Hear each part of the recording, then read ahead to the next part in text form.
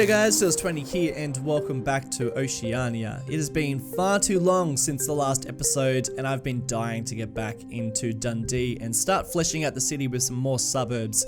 Today we're going to be making things a little bit more interesting than just zoning out suburbs, and we're going to be looking at two different, very distinct types of neighborhoods. One is going to be very desirable, one that has very high value. The houses are practically mansions looking over the city, surrounded by great services, cafes, parks, all that good stuff. And then on the other side of the city, pretty much on the other side of the city, on the outskirts of the city, sits a neighborhood that is just not surrounded by the greatest of areas. It's going to be pretty low value. The houses are going to be a little bit run down. This is a suburb that definitely needs a little bit of love. And unfortunately, I am not going to be the one that's going to give it to them. If anything, I'm going to be looking at real life examples and thinking about what makes for low land value and how can we capture that within Dundee, and what land values have just ridiculous land value that you can't even buy into the market. You just look at these houses and think, there's no way I'm ever going to be able to afford a place like this. So far, we do have the same style of houses that you see in the neighborhood just on the outskirts. It's because I did want a little bit of continuity around here. I didn't want there to be a sudden change in the types of architecture. These houses are still built within the same area, but as you can see, some other blocks of this neighborhood that we're building have more apartments. They have some smaller houses. These would be government houses. We call it Housing Commission in Australia. And I really like building areas like this because the style of architecture and even the style of planning is so different to, if a neighborhood was just built within the same style of houses like cottages or these kit houses that I'm using. The government housing always looks a bit different, and even some of like the newer developments which are more like housing estates, and I do build one of them in this neighborhood pretty shortly. Even they have the same sort of thing, you can sort of see they've bought the block and then they've just built all the houses at the same time, and they've all got the same architecture. And it's so cool because it's such a difference between the different types of houses that were previously here, or the houses that have were established when the neighborhood was first built, minus all the renovations and the houses that have completely changed over time.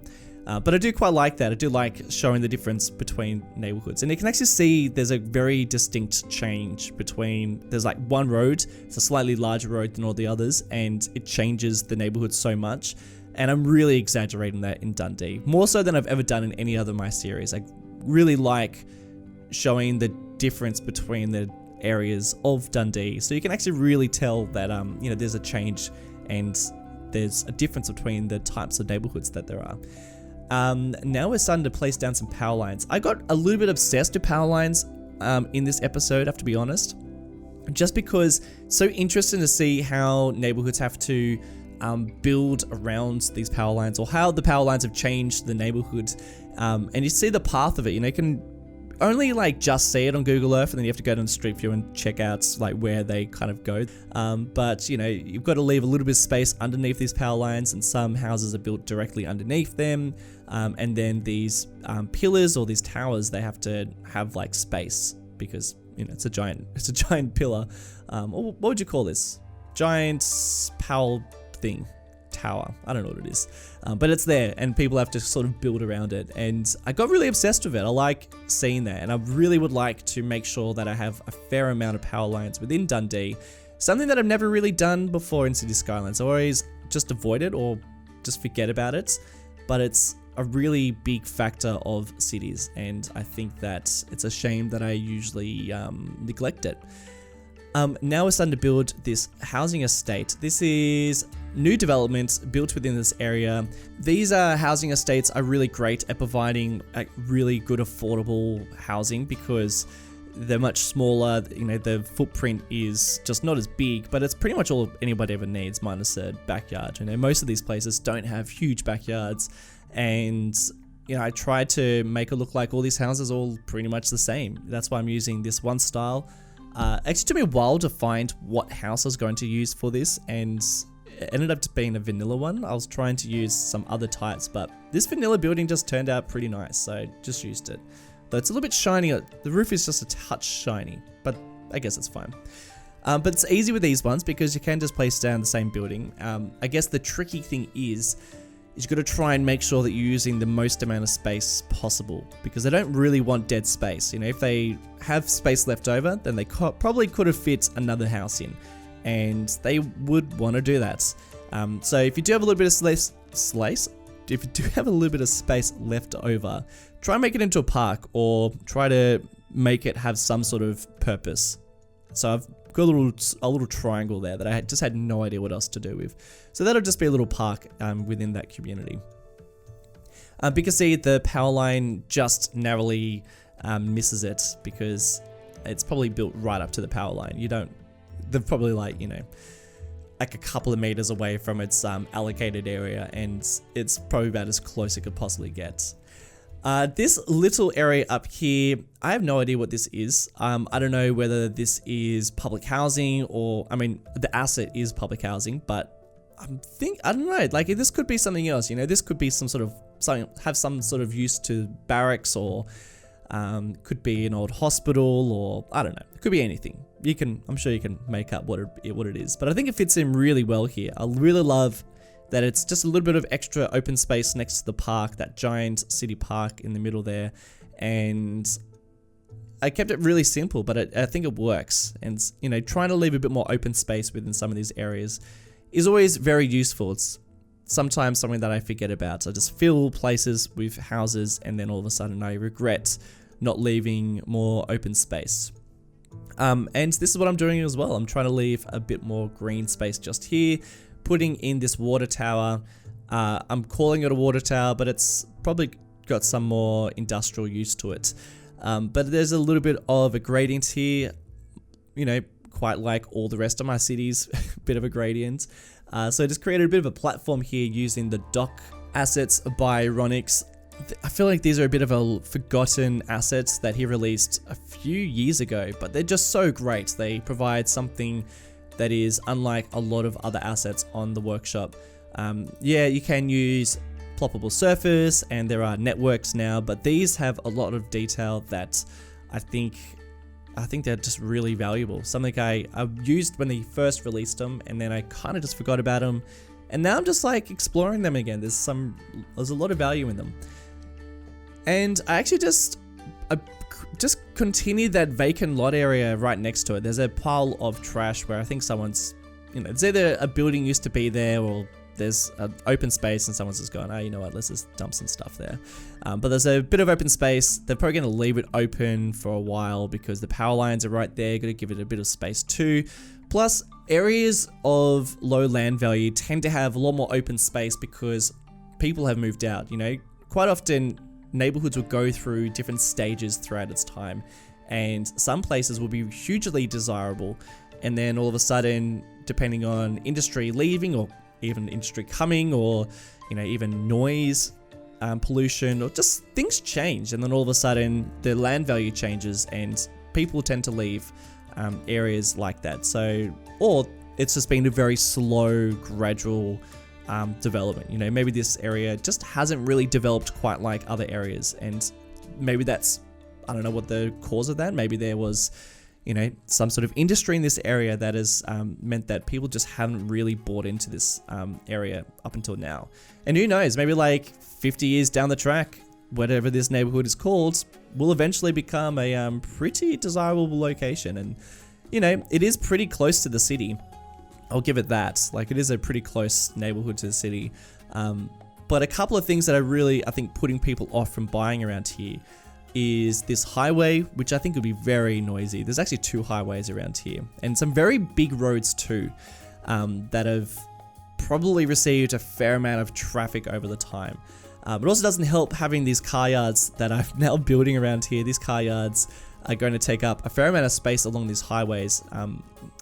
Car yards is something that I've always wanted to like create like a big stretch of. I always find it fascinating how they tend to all be in the same location. I used to live really close to a big bunch of them on Parramatta Road, and they're just like, you know, just a huge stretch for like a kilometer of just car yards. You know, some are like these bigger ones, like these, I think I've created a Hyundai one. Probably end up changing that to something a bit more unique, but for the time being, it's just a just a regular old Hyundai dealership. But then I thought I'd create just some of these more like much smaller independent brands who are probably selling secondhand. Well, of course they're selling secondhand cars. But yeah, I used to live really close to one of these, and a couple of streets away, and it was always really hard to get onto that road because they had to close so many of, you couldn't cross that road in only certain locations, and other locations you could only, other intersections you could only, go one direction. So you always get confused, always get stuck on the other side of the highway or other side of the road. Very frustrating, and it's really down to how much traffic is on these roads. And these car dealerships, I think, really add to that. Just a lot of businesses that, don't really need walking traffic for this. This is usually people driving out of the way to go to a dealership. I think I only went to one of these once, and that's when I was buying a car, of course. But usually you don't just go down the road and, I'm going to go hang out at the Honda dealership. It's, something that you only really do if you're driving, or if you have to go. Alright, Bunnings Warehouse, ladies and gentlemen. Bunnings Warehouse. This is an Australian thing. I've heard that they are in New Zealand as well, but not quite as much. But they're an Australian company, Bunnings Warehouse. So I've got a bit of a funny story with this. I guess it's not really funny, but it's a story. I guess you call it a funny story, but it's just a story. So Bunnings Warehouse, this is like a huge thing in Australia. They're kind of like in every city. Not in every neighborhood, but they're definitely in a lot of neighborhoods, particularly ones like this. And it's just pretty much a giant warehouse, and the ads are everywhere, and I guess that's all you really need to know. But it feels like a very Australian thing. And like many years ago when I was doing my other Australian series, at that time, this is 4 years ago, there weren't a lot of Australian assets. There were like a couple of Australian assets on the workshop, but not very many. And I was speaking to an asset creator called Crazy Glueit, who doesn't really upload anymore. He hasn't uploaded in years, I don't think. And he was saying that he used to live in Australia, and he wanted to, create some stuff for me. So I commissioned him to create some Australian assets.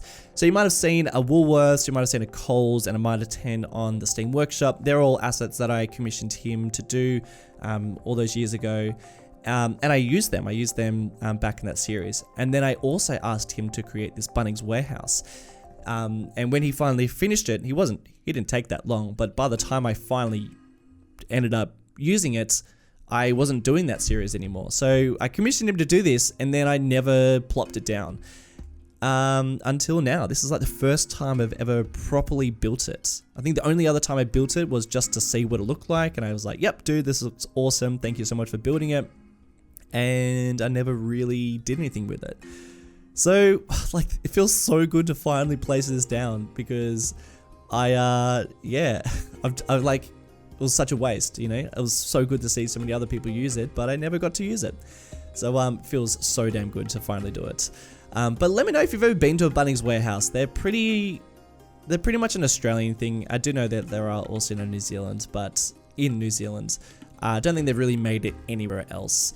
But something that is very known with Bunnings Warehouse is on Saturdays or on weekends, they do sausage sizzles out the front, usually for some sort of charity, and they're just like the tastiest. Actually, something like a really weird coincidence, but as I'm recording this commentary, my partner is at Bunnings Warehouse grabbing something and has just messaged me asking if I would also like a sausage sizzle. Like, what the hell? Like, what are the chances of that? But anyway, we have moved on. We are now under the overpass. This is a highway that stretches to the city, but pretty much it's a very short journey. But man, it really does its trick because a lot of people are using it. And I think it does sell the vibe in this area, because overpasses aren't the greatest place to live near. And when I first built it, I was just a bit, I don't know, I just felt like it was very overpowering, very big, and I was like, how am I going to make this fit? Because the gradient around here is sort of all over the place, and this really is a striking thing, it sort of feels too big to place down there. But we will have to get back to that area because we have finished working on that neighborhood. I just wanted to work on mostly the residential and just a bit of the surrounding industry and commercial. We're going to get back to that spot because we are now working on the other residential area, which is just full of places I'll never be able to afford. They're just massive mansions. Well, I guess they're not massive mansions, but they're pretty big houses, and they all sit on this hillside, on this peninsula, just in an absolute sweet spot because they are surrounded by some really good services. They have, most of them have fantastic views of Dundee skyline, actually really close to Dundee, the downtown.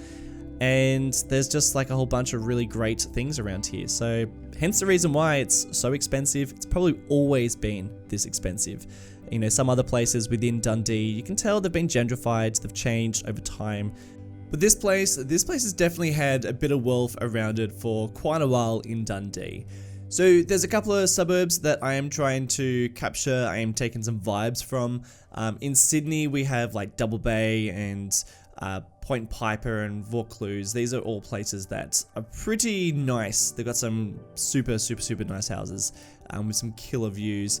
But I just love the way that these roads just wind around this headland, these peninsulas, and also just how close together some of the houses are. Like they're super tight, and makes these houses super thin because they are trying to squeeze as much property onto this land. And it's definitely not a flat area. Like this is a pretty hilly place. These headlands are super hilly around Sydney at least.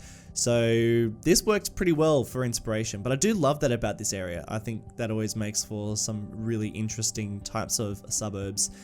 So I am using some houses. The majority of the houses that I'm using are by Leisure.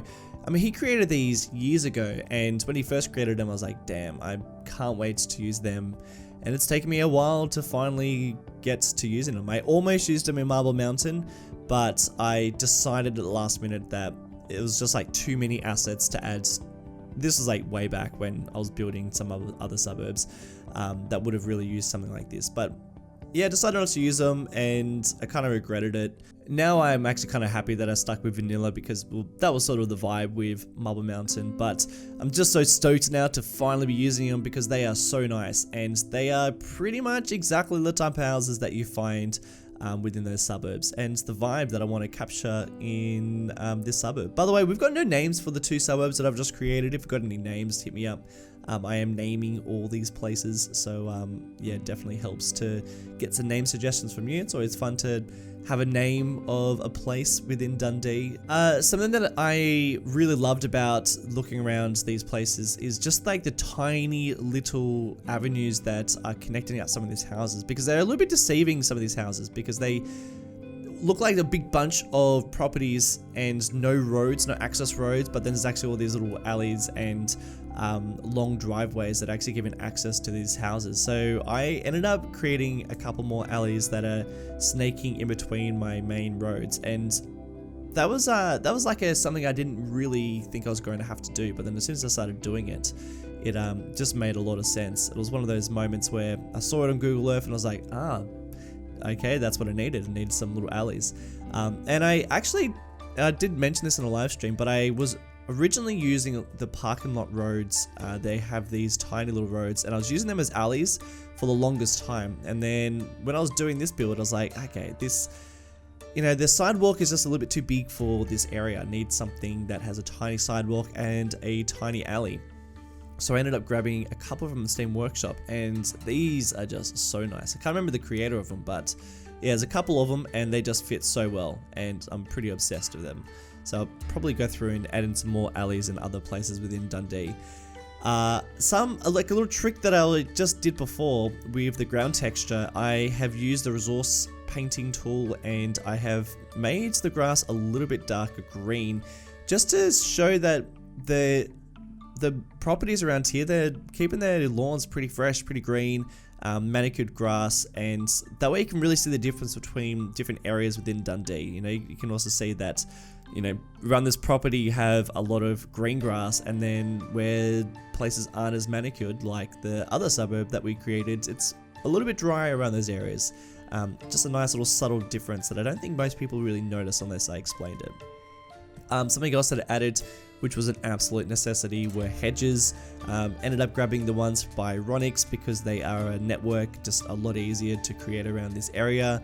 And then I just jumped up there and started working on sort of like a bit of a village center for this area. That's something that I'm working really hard at, is making sure that every suburb I create has some sort of little center, little area of commercial and where some schools are. It's just a real centerpiece of the neighborhood. It's very much the case within cities and such the case within Australian cities. But it's just really cool that you can sort of see how they were just their own separate places, you know? These suburbs were just places a little less connected from each other, and then over time all the roads have just slowly connected up and have just turned it into a giant city. So I'm trying to create one that sits on top of this hillside. There's something really fun, I really love this aspect, but you know, kind of creating this high society that is also just so happens to be very high up on a hill. It's a really, I don't know, it's something I always like to create. And I've purposely put the actual town center, like the little suburb center, that's going to be on like the highest point too. So I think it's a real nice focal point. It's the same for the other suburb I created. There's a focal point. That water tower is the focal point for that. And I think the closing cinematics will really show that off, which are not too far around the corner. But as you can see, this is a very steep gradient. There is just a massive slope here that is making it really tricky to splice in some houses, some apartments. So just try my best at finding the ones that work the best and just using a bit of procedural objects wherever I need to, just to cover up some edges. And something that I'm adding that I'm not probably really explaining too much of in this time lapse is that I'm trying to make these places not only look like they have a certain type of land value, but also within the game mechanics, they actually represent those land values. And I will have to show that in probably a live play in the next episodes. But you know, this suburb that we're creating right now, I mean, it's surrounded by some great services. It has just probably the best of everything. You know, there's a lot of parks spliced into some of these buildings. There's some great services. There will be a lot of transportation around here at some point. There's a lot of good stuff here, but the suburb that we're now back to looking at, yeah, not as much so. So that is something that is sort of happening behind the scenes. And I'm just gonna have to show you a little bit more of in the next episode, because this one is all done, as you can see by the cinematics. Thank you all so much for watching all the way to the end. Much appreciated as always. I want to give a very special shout out to some of the people supporting the channel via Patreon. Charlie Zane, Maximilian, Akshat Thapa, Justin Newman, Josh Wright, Ben Redfern, Eric Escobar, Mark Ma, and Xavier Chug. Usually I butcher the names of my patrons when I read them out in these videos, but I've read these guys' names out so many times that I only needed to do that in one take. So I do want to say a massive thank you to those guys for your ongoing support. And if you guys want to support the channel, Patreon's just one of those options that really does helps me release videos as frequently as I do. So massive thanks to all those guys supporting over there. Thanks for watching, and I'll see you all in the next one. Catch you later.